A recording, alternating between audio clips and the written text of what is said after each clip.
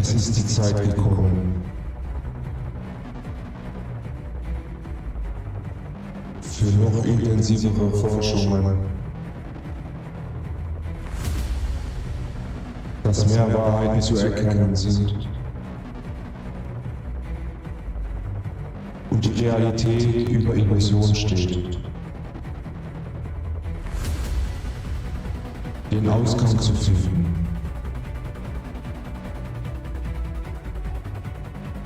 Sich zu erinnern.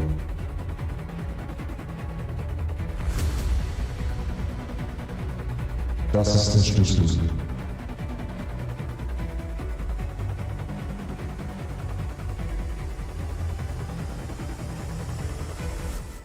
Das ist Tartaria.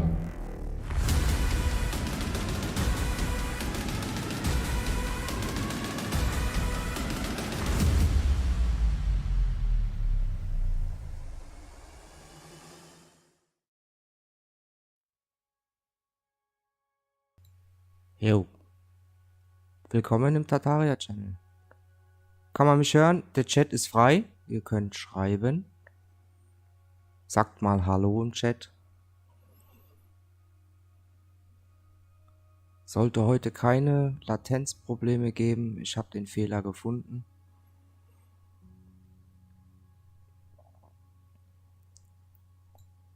Heute habe ich 3 Videos mal hier vorbereitet. Mal so zum Thema Frequenzen, Geometrie und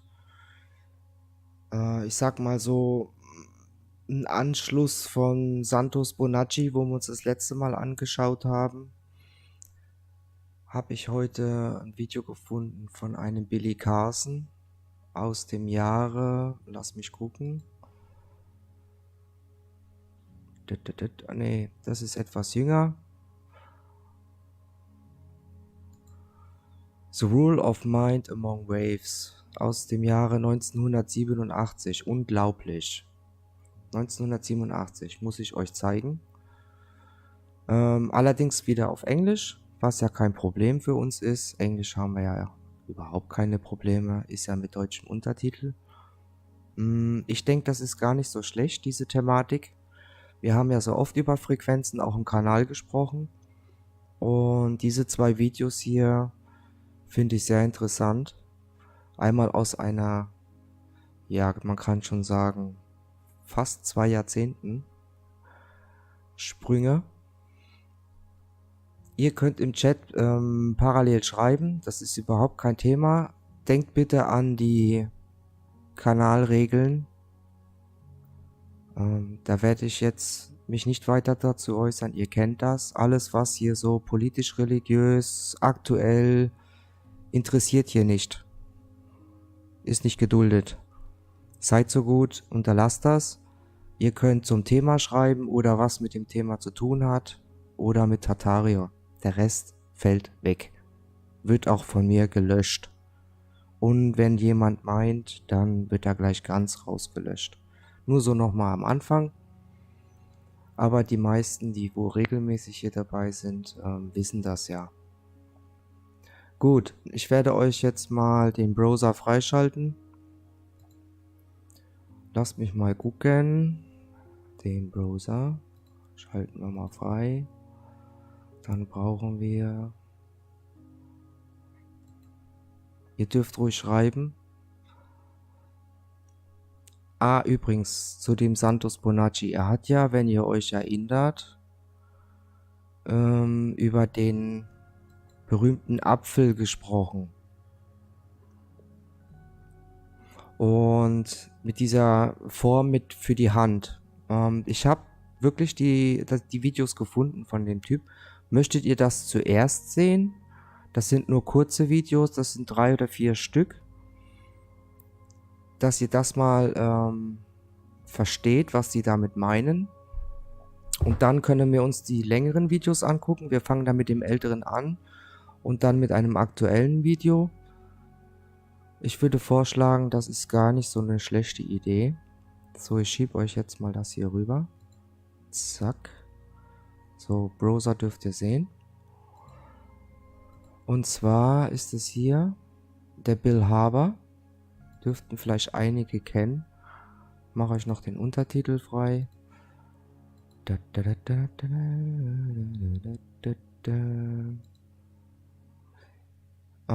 Ich verlinke euch ja alles dann in der Beschreibung später.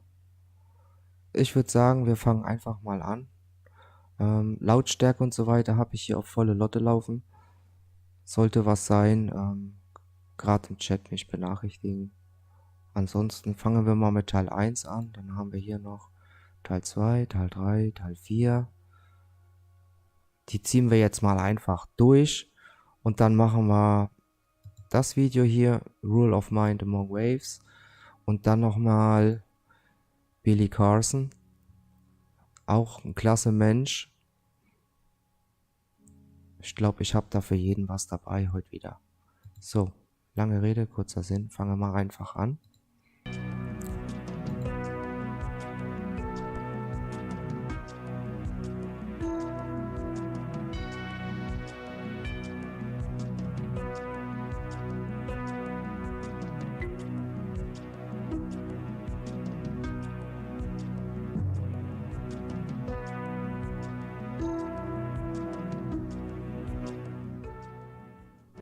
Hello, my name is Stan Tenen, and I'm the Director of Research for the Meru Foundation, and I'm assuming that most of you already know that. This is an update of some recent work. For the first time, I think we are able to show a provisional presentation of how the letters are related to hand gestures. And if you'll recall, that's very important for our thesis. The basis of one of the most important ideas that we have is that the text of Genesis and perhaps other canonized portions of canonized texts, of sacred texts, record letter-by-letter meditations. And if you recall, in the past, we were basing all of our letters on shadows of this shape, which we've identified as a flame initially. We also identified it, put that down, as the model of a fruit, with this being the seed, this being the fruit tree, and this being the volume of the fruit, such as an apple, and thus fitting the description in the introduction to the Zohar of a fruit tree, which is here, yielding fruit whose seed is in itself.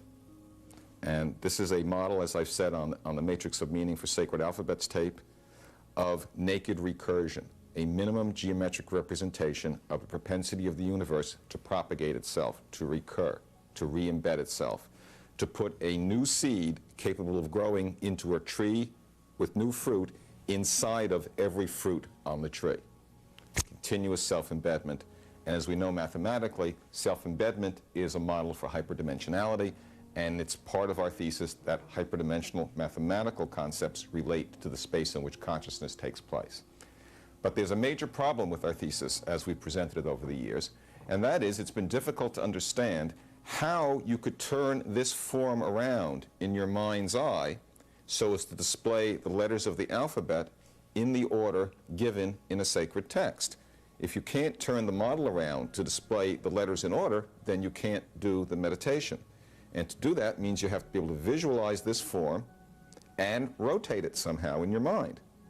Well, to make our long story short, and based on the material presented in A Matrix of Meaning for Sacred Alphabets, we've also identified the form as a model human hand. And here's a somewhat bigger one than we've had in the previous models. And as you can see, it's got a thumb, and there's a tip, and this represents the highest point of consciousness. This is where the star of seeds would be in a fruit. This is our mind. And out here we've got 4 fingers. You could almost say they are 4 rivers feeding the tree of life. Let me get it upside down here so you can see it. The tree in the middle of Eden. If you look at it this way, you could actually see how the model, put the other one down, could represent, if I rotate it, makes it a disc plane. Maybe you can see it better this way if I rotate it. You would define a disc around the base here. And there'd be a star here and a crescent here. This is a reflector. This is a source. So you can identify this with the sun and this with the moon if you'd like. This with inside and this with outside.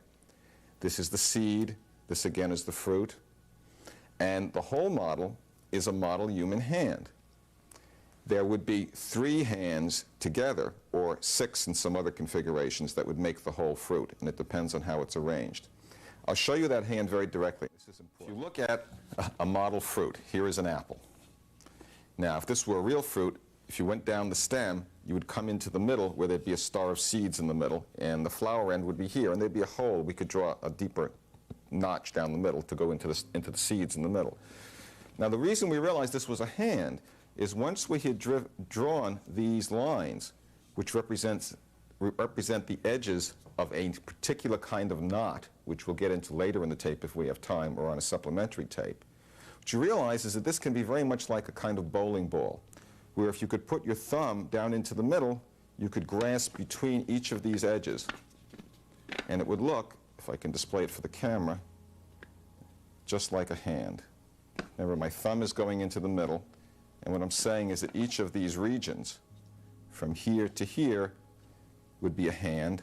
And of course, there'd be 3 hands as I go around. I'll show it to you from here. There's three hand-shaped sections. And so there'd be 4 fingers in each one, the thumb in the middle. There'd be 12 fingers around the perimeter. And thus you have 12 tribes around the seed center, the star, the tabernacle, if you'd like. In other traditions, there are 12 apostles, there are 12 knights around the round table, there are 12 imams of Shia Islam, there are 12 houses to the zodiac. There are a whole number of 12 around 1 forms.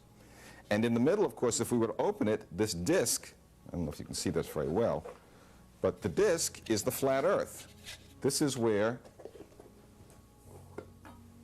I'll put it inside, maybe you can see the hand in there. You put the hand inside, this disc becomes the earth, there's the sun, this is the heavens, the dome.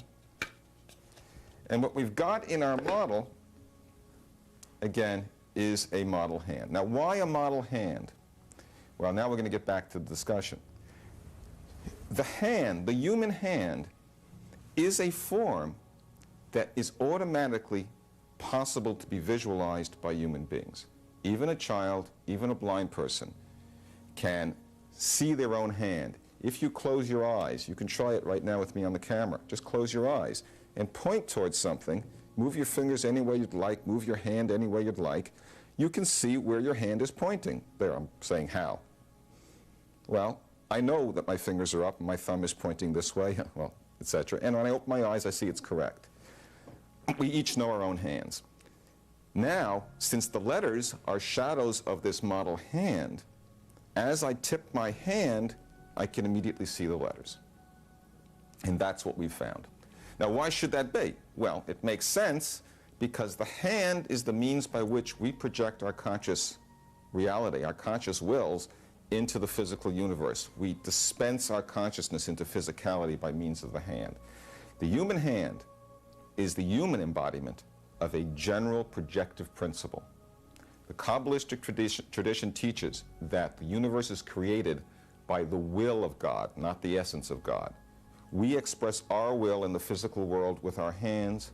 Metaphorically, God expresses the creation of the universe, dispenses it into physicality as an unfurlment, as a projection of his will. And that's the model being presented. Now, I'll go into more of the details later, but I'd like to go through the letters. We've got to back up one more small step. And I'm not going to do this with the charts that I usually show. I'm going to try to do it all with my hands. If you remember the chart that we showed in the Matrix of Meaning for Sacred Alphabets, it was an Enneagram. 3 levels of Enneagram, 3 levels of 9. Well, if my thumbs go together in the middle, then I've got 9 points here. And we could go from Aleph to Beit to Gimel to Dalet to Hey to Vav to Zion to Chet to Tet, using the Hebrew names. And we could continue that Yod, Chaf, Lamed, Mem, Nun, Samech, Ayin, Pei, Tzadi, Kuf, Reish, Shin, Tav, final Kaf, final Mem, final Nun, final Fei, final Tzadi. And we get a logical matrix, if you remember that tape, where the Aleph, the Yud, and the Kuf, at 3 levels, the level of Keter, of archetypes, the letter of Chachma, internal wisdom, and the later level of Bina, external understanding, each 3 levels, Aleph, Yud, and Kuf. Aleph, Yud, and Kuf represent the seed, the beginning point. The Beit, the Kof, and the Reish they represent breaking open. They represent the first distinction. The Gimel, the Lamed, and the Shin, they represent action. The Gimel Dalet represents division, dispersion, dilution. I'll just go through the first rank to make it simple. You can look at the charts with the other tape. The Hey is connection. It's in the middle. It's a frame. The Vav is a pin. The Zayin is a projective marker, indicates projective action, growth. Zerah is a seed. The Chet is to surround, as a perimeter, as a fenced field. The Tet means totality, wholeness. The Tithe, the Teat, the gratuitous addition after the child is born to bring to full maturity. And again, with the 9 for each of the other 2 levels of the alphabet. And so we've assigned a logical meaning to each letter based on a logical matrix, which is based on the mathematics of the 27 lines that determine the surface of a hypersphere or of a torus. Again, that's on the other tape, and we'll get to it later. So, das war der erste Teil. Fängt schon mal gut an, gell?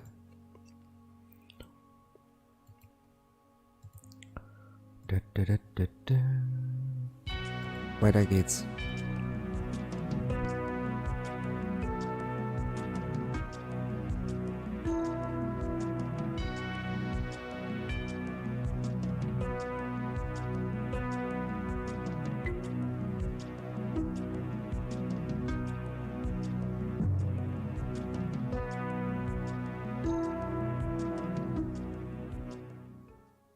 The important thing is that each of the letters that meanings that we've determined for the names of the letters is completely consistent with the traditional teaching about the name of the letter. When we say that the letter Pei, for instance, means mouth, and that's what the Hebrew tradition says it means, we can look on our chart and we see that the letter Pei on the chart means to swallow or to engulf a volume. That's the function of our mouth. It swallows or engulfs a volume, the letter Pei. When we say the letter Samach, Samach literally means to support. Well, if we look at our chart, we find that Samach is related to the golden mean unfurlment principle, which is a fundamental support for this reality. It's an unfurlment principle. We could go through the whole alphabet that way, and the charts are there, and you can see them.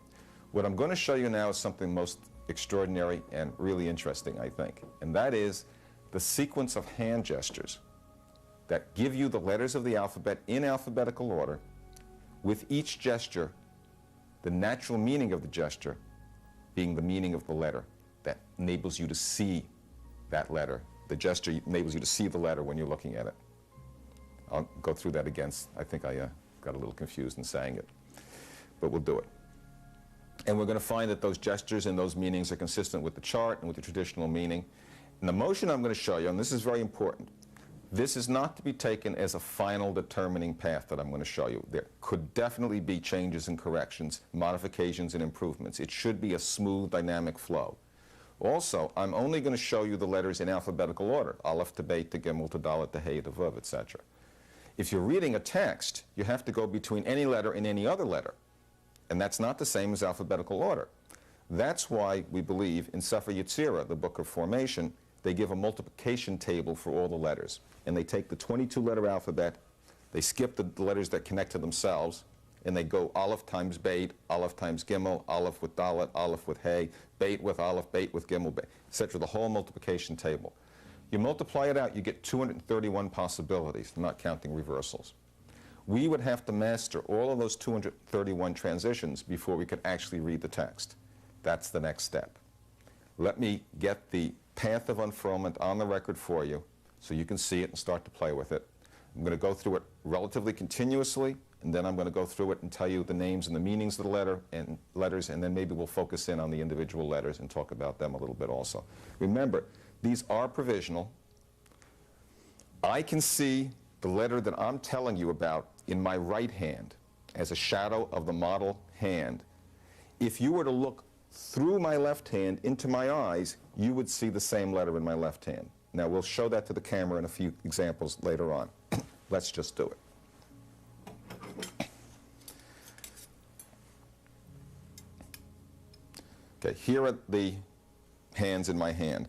The left hand is an older model. This is the one we had on the Matrix of Meaning tape, and it's only a finger width model. The right hand is a 60-degree increment. If it were fully a third of the circle, it would be 120 degrees. 60 degrees is a lot easier to make, and you can see all you need to see on it. As we try the other thicknesses, the other widths of hands, we may learn some additional modifications to the system. The letters we're going to see are the Rashi Nachmanides letters, which are on the charts in the Meru material. We're only going to do the 22-letter alphabet now. In the past, we've attempted to generate the 27 this way. I've come to believe that it's the 22-letter alphabet that's the key for this system now. And so we're going to go through the 22 letters and leave the finals for another time. The finals appear on the hypersphere in the idealized 27-letter set. This is the linear 22-letter set mapped onto the alphabet, mapped onto the body, sorry. Okay, here, let's do it. I can see now an Aleph, and I'm going to unfurl it and say the letter name as I do it. Now I'm looking down at towards my waist, and in my hand I see the K shape, the Rashi Nachmanides Aleph. Now if I do this motion, I get Beit.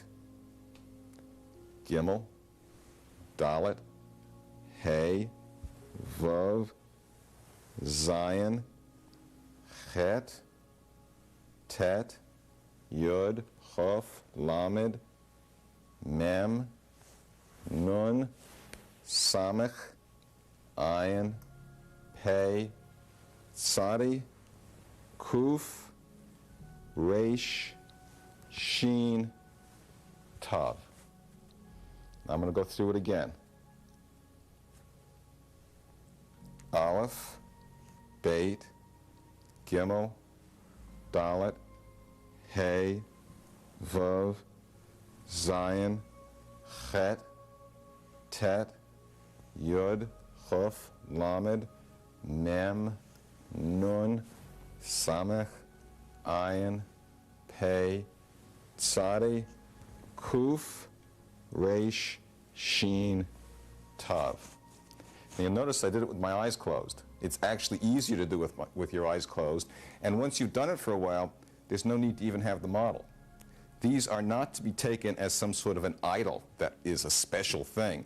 This is simply an aid to doing the exercise, which is itself nothing but an aid to doing the meditation. We're not attempting to put forward some sort of new pagan idol of the sacred hand or something. This is definitely not the idea here. Let me do it again, and this time I'll do it more slowly, and I'll tell you about each letter. And perhaps we'll be able to come in on some of them, because I'll do it slowly enough. The first letter, Aleph, maybe I can hold it up so the camera can see it. If I hold this square to the screen, now you can't look down from my eyes, so I'll have to hold it a special angle for you. But I think you'll find that if you just clip off the top here, that looks like the K-shaped Aleph. And again, you'll find that in the Shadowgram book. I think you'll see the K. Well, that's what I'm seeing when I look down at my waist in my right hand. And Aleph is all, the whole thing. So I assume this is just pointing at the whole body somehow. Then Beit means to break open, to birth. And so I've got my knees bending, Baruch. My knees are bent, and my hands are open as if I'm birthing. And if you were to look in my left hand, you would be able, if we hold it just so, and again, I'll have to tip it some for the camera. If I can do it. No, I'm losing it here. Let's take the time to do it, though. I want to show you the Rashi Nachmanides Beit, and you should be able to see it there. If you look at the table, you'll see that looks very much like the Rashi Nachmanides Beit shape. Okay. So we've got Aleph, all, Beit, birthing, breaking open, first distinction. Gimel is action. Gal is a cycle. So we want to flip things over in a kind of rotational cycle. And now I can see a Gimel in my right hand, and I think you'll be able to see fairly easily a Gimel in my left hand here. Here's our Gimel. Now I'm going to pull apart and face down, and I've got Dalet, and Dalet means to pour down, and I've got limp wrists here, and in my right hand I see a Dalet. Now Hey means to frame, is a doorway, is an opening, and I'm going to rotate, look through the side of my head, and I'm going to see the letter Hey in my right hand outside here. Now I can't really, if I turn my head I'll see the Hey, but I don't have to do that because of the way my eyes work. way my hands work. I can see in my mind's eye through my head. And there you can see on the camera the letter Hey that I'd be seeing. Now, Vav means a pin, and a connect, a string of vertebrae, a golden mean unfurlment. The Vav is going to be this part of the Hey, but right over my spine, behind my head. And literally, I can see this through the back of my head. I see the shape Vav in my thumbs pointing down below my head. Now, Zayin, the next letter, means to project. So I come over my head, and I make a projective motion. And if the camera will go to my left hand, you will see the Rashi Nachmanides Zayin rather clearly done there. Just forget about my fingers. Just look under my thumb part. It's this part here. And I think you can, if I hold it just so, you'll see it. There it is. It's this part here. And that's my Zayin, projecting forward. Zayin, projectiveness off the matrix chart. That's the meaning. Zayin is a grain, to go on, to grow, to gain. Chet means to encircle or to surround. So I come down to my waist, I pull my arms out fairly wide, and I look down in my hand, and there's the Chet. There is the limit of the fenced field. Now that's Chet. Then I come around to Tet. Tet is to hold the whole thing, the ball, the completeness. Then I come up to Yud, which is hard to identify any other way. It could be almost any part of it. Then Chaf in my palms, and here are my palms facing me, my palms. And Lamed, Lamed is wonderful. Lamed is a flame being reflected right back into my eyes. Lamed means two. Lamed means learning. And if I turn this so you can see it, you can see that here is the flame of consciousness, here is the reflector, and it's being reflected directly into my eyes. So Lamed means into me.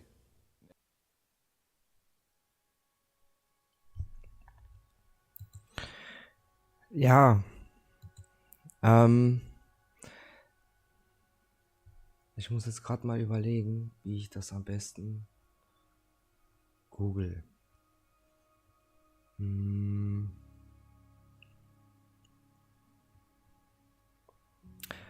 Was er hier zeigt, ich spule nochmal zurück. Warte mal hier, wo wir ihn ganz sehen. Wir haben auch dieses Norbs-Video, also wenn wir uns jetzt die flache Erde vorstellen. Warte mal, so hier. Man kann es ja auch mit dem vergleichen. Hier irgendwo war es, wo man ihn ganz sieht. Ungefähr hier. Look in my left hand, you would hier, wo er ist, also hier, normalerweise ist es, meine ich, die Hüfte, jetzt aus dem Kopf raus, wo sozusagen, stell dir vor, hier ist sozusagen die flache Erde hier so, wo ich mit der Maus entlang fahre. Und mit diesen Buchstaben, die haben ja, wie gesagt, auch Frequenzen und eine bestimmte Bedeutung. Er arbeitet sozusagen, einmal mit den Händen hast du ein Torusfeld. Hier, das ist auch dieses, ich sage mal, Utensil, was er benutzt, womit er auch die flache Erde und das Prinzip der flachen Erde erklärt mit Sonne, Mond und wie die ganzen Energien miteinander arbeiten. Mond ist ja negativ, Sonne ist ja positiv und dann haben wir ja den Nordpol, wo sich sozusagen der Dom sich dreht oben, die Erde ist statisch, der Dom oben dreht sich, die Kuppel und dasselbe Prinzip hat er jetzt hier auch in der Hand. Und das ist sozusagen eine kleinere Version und was er jetzt macht mit diesen Bewegungen, das ist sozusagen die größere Version, um ihn herum. Dann hast du ja hier die Wirbelsäule, was er gemeint hat, steigt die Energie nach oben, dann geht sie so rüber, dann schlägt sie hier so Wellen, ja, und da gibt es einen gewisser Prozentsatz, der geht nach unten und von unten steigt es wieder nach oben. Man sagt ja auch bei dem flache Erde Prinzip zum Beispiel, unten wäre die schwarze Sonne, also so wie oben, so auch unten. So ist dasselbe haben wir auch bei uns Menschen. Ja, das Zentrum ist hier die Hüfte, also der Bauchnabel. Und dann geht's nach oben und von unten kommt die Energie wieder hoch. Also das ist auch dasselbe Prinzip, was er jetzt mit der Hand und hier, wie gesagt, später haben wir nochmal einen Vortrag, wo es dann über diesen Vortex geht, Torusfeld, wie das alles miteinander arbeitet, weil jedes Subjekt, sag ich mal, hat ein Torusfeld, ob eine Pflanze, der Mensch und dann nochmal von wie Makrokosmos wie Mikrokosmos. Alles ist mit diesem Energiewirbel, hat das was damit zu tun. Und das hier wollte ich euch zeigen, weil diese Geometrie, die er auch in der Hand hat, also diese Utensilien, das sehen wir nachher auch im Vortrag. Und wie das dann geometrisch zusammenhängt und hat eigentlich auch was mit Frequenzen zu tun. So, machen wir mal, das war 2, machen wir mal 3, war ja interessant. Also wir haben jetzt hier noch 2 Teile.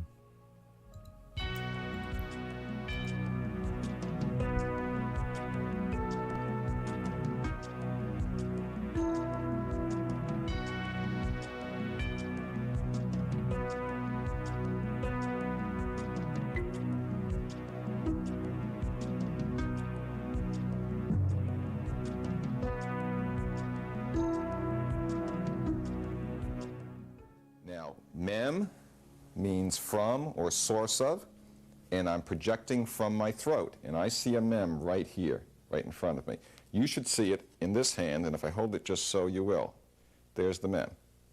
And I think most people who know the letter mem will see the silver mem right in front of them. Just clip off the side a little bit here. Yeah, there you go. It's hard to turn against the camera. So here's my mem, which means from. And after all, we're talking about speech, so it's projected from the throat. Nun, if you look, means to connect, the neck, the nexus. And I'm going to see a perfect nun when my hands are on both sides of my neck. The nun I see is this line here. And the nun you can see is very simple. It's this big, well, let's get it square onto the camera. It's this big loop. This is the vertical part, and there's the horizontal part of the nun. And if you put it against your throat, you'll see it quite clear. You almost have to look through the back of your hand. Now, samek means to support or to sustain. It looks a little like an upside-down mem in the Rashi Nachmanides version. And when I make the cradling gesture, I see the samek in my right hand. And I'll show it to you in my left hand when I take my hand out of the way. But I'm seeing a samek cradling in my right hand now. And the camera should be able to see the samek if we line it up properly. Let me get this confusing one out of my hand.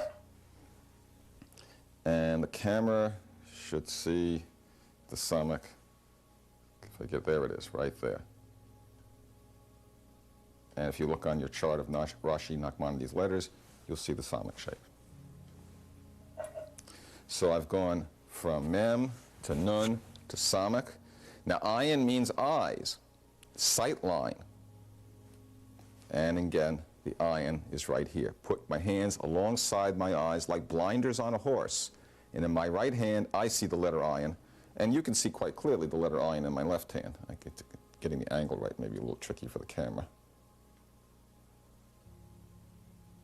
Let's see if we can do that. I have a problem tipping it. Something like that gives you an ayin shape. Most people who know the ayin will see it there. There it is. Very good ayin. Okay, right here. Pei means mouth, to swallow or to engulf, to puff, to gulp inward. I see the pei in my right hand when my hands point towards my mouth and allow this projective out of the mouth motion. And you should be able to see a pei over here. And I don't know if we can get that easily. It's going to be upside down and backwards because from this view, so you won't be able to do that easily. So you won't be able to see the pei too easily until we do it in the computer simulation. You'd have to sort of come down under and look up at it into my mouth to see it. After pei, mouth, is tzadi, righteousness. Tzadi is apparent when you pull your hands up and tip them back like this. And I can see the tzadi wound around my thumb and my right hand. Now, I think this is sort of the clean hands gesture or something like that, where you're showing the backs of your hands are clean, you're holding them up. It's a kind of purification holding form. And I think I can show you that tzadi. This is the Rashi Nachmanides tzadi right over here. And if you cut it off at about this point, you'll see it a quite nice version of one. Just look on your letter charts. Okay. Kuf is a skull. If this is tzadi, I want to define my skull. It's up at the top of my body. And I'll go like this. And then I'll see a kuf in each of my hands. Actually, I see it in my right hand, and you might see it in my left hand if we looked at it properly. There we go. You have to look at the table to do that, I think. So I've got tzadi, Kuf. Then Resh is to radiate from the forehead, the head to radiate, and so I see a Resh in my right hand, and you should see one right here in my left hand. In fact, there's the Resh. There's the Resh, right up against my forehead. Sheen is to shine, so I'm going to use my hands to block the light of the sun or to radiate from my head, and I see a sheen in my right hand, the Rashi sheen. The angle is wrong for you, but if you were looking at it from into my eyes, you'd see the Rashi sheen in my left hand. And then if I come straight down, I get Tav.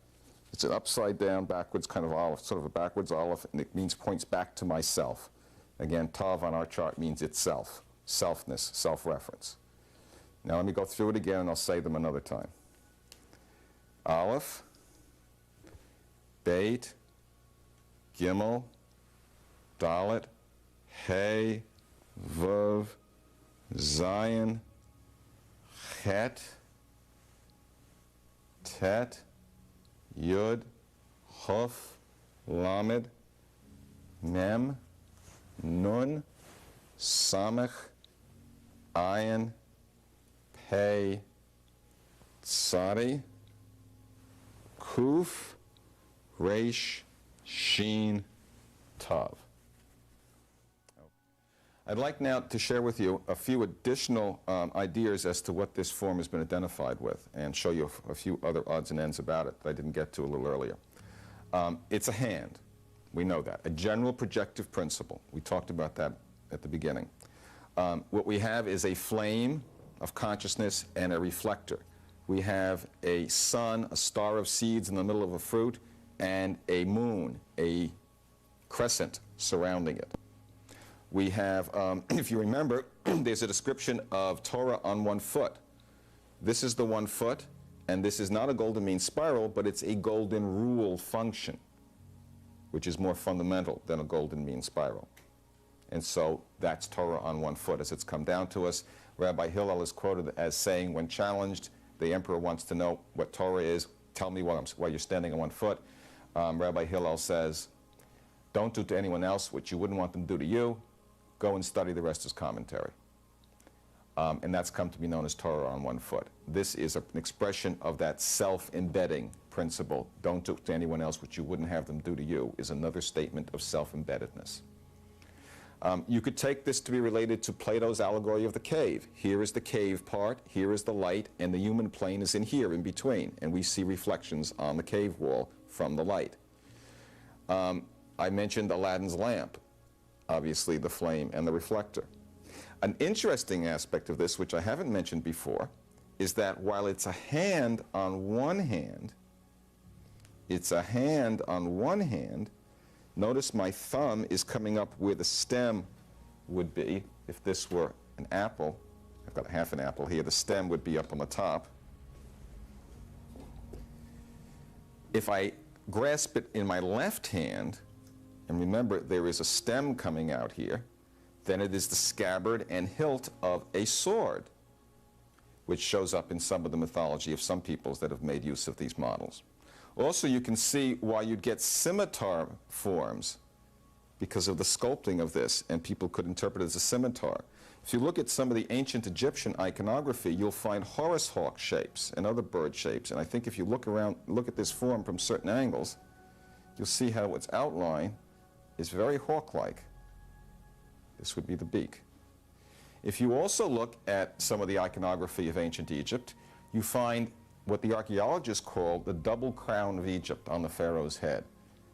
It's a combination of upper and lower Egypt in a dual crown. If that upper and lower is just a slightly off translation, and upper is really inner and lower is really outer, then we have inner and outer, and we have a dual crown with a conical section in the middle and a round surround on the outside. Properly stylized in the Egyptian style, this would be the double crown of the pharaohs of Egypt. Why would it be on their heads? Why do we put turbans and headdresses, scepters on the top of poles? Why in the Eastern teachings is there a 1,000-petaled flower that blossoms in the mind, a golden flower? Because what you put on a priest's or a shaman's or a teacher's or a king's head is an attempt to express the consciousness that's going on inside that head. And if the person on the hero's journey up Mount Olympus, up Mount Analog, up Mount Meru, from the plane of earthly existence up towards the transcendental peak in 7 stages, identifies with the hero, then this process unfurls in their mind's eye, the same meditative process as the mythological hero's journey. It's not a mythology, it's the record of a meditation in narrative form, and this is the form.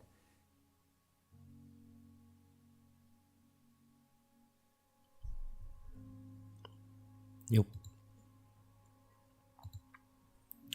Last but not least. Dit.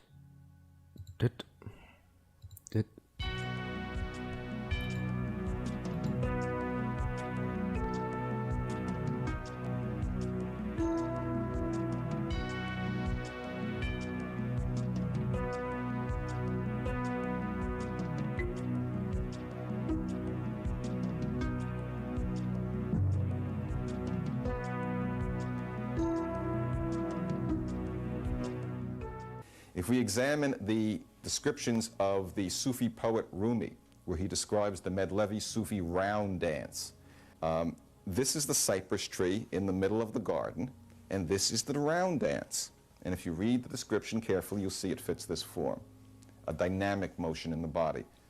If you read in the daily prayers in the Hebrew tradition, you find something very interesting. There is a blessing that is said before saying the credo of Judaism, the Shema Yisrael.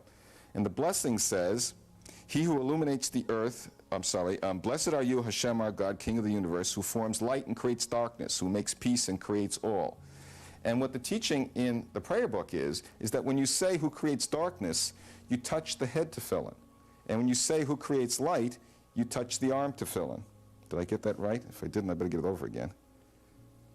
Yes, who creates, Yotzei Or, touch the arm tefillin, Uvone Hoshek, touch the head tefillin. The darkness, the Hoshek, is in the darkness in the dome of the mind, in meditation, the quiet mind. And the light is the light of the world outside. And it also says in the Shema, the credo, it says, now I'll read the Hebrew first, Ukshartam la'ot al yadecha v'hayu l'totafot beineinecha. It says, bind them as a sign upon your arm and let them be tefillin between your eyes. When you bind the tefillin strap on your arm, on your hand, and on your arm, 7 turns, you see a sheen, you see a dalet, you see letters bound on your hand, and you place the upper tefillin on your forehead, that is a representation that you're supposed to be seeing the same letters in your mind. In fact, R.A. Kaplan, in the new Sefer Yetzirah book that's out, is very clear about that. He says on page 27, the only link between nonverbal wisdom, Chachma, inside, and verbal understanding, outside, verbal projection outside, consists of the letters of the alphabet. And that's what we've found. So we believe, and I don't want to go into the details here, that the teachings in Judaism of binding the tefillin, the phylacteries on your hand and on your arm and on your heart and having it appear on your mind's eye is part of this same system of projecting and using the alphabet for fundamental meditations. I would suggest people study the Rashi Nachmanides letters. We are going to attempt to make these models available later this year. I know we've said that before, but this time we think we're going to do it. Then you'll be able to practice them. And then we'll get some feedback and we'll find out what's right and what's not right and what works and what doesn't work. Now, you can leave the presentation now and just look at the motions. Obviously, a person with better abilities to dance could present it better than I could. We think this is a kind of Tai Chi-like motion. It should be smooth. My motions haven't been as smooth as possible, and I know you can't really see them all that well, but it gives you some idea. The key finding is that the gestures, the natural meaning of the gesture, is consistent with the meaning of the letter. And the sequence of gestures as you go through the alphabet are reasonably smooth, so that this is an unfurling principle. It goes around the spine, which is interesting. There probably are other ways to see the letters behind the body. There may be alternative paths. This is worth examining. If we can learn the letters in order and how to go from one to the other, then it's possible that we can recover the meditations recorded in the texts.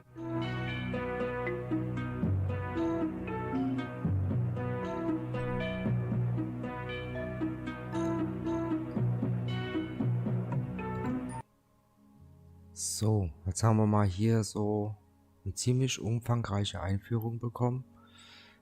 Schließt an von Santos Bonacci. Er hat es jetzt, wir haben das sehr oft auch angesprochen, Wörter, Buchstaben repräsentieren auch Frequenzen, Schwingungen, und es ist eigentlich alles Frequenzen, Schwingungen. Auch wenn du Musikinstrument spielst, ist mittlerweile auch, wird es sehr publik. Die haben ja auch ihre Buchstaben A, also diese Tonleitern und so weiter. Ich bin hier auch nebenbei gerade am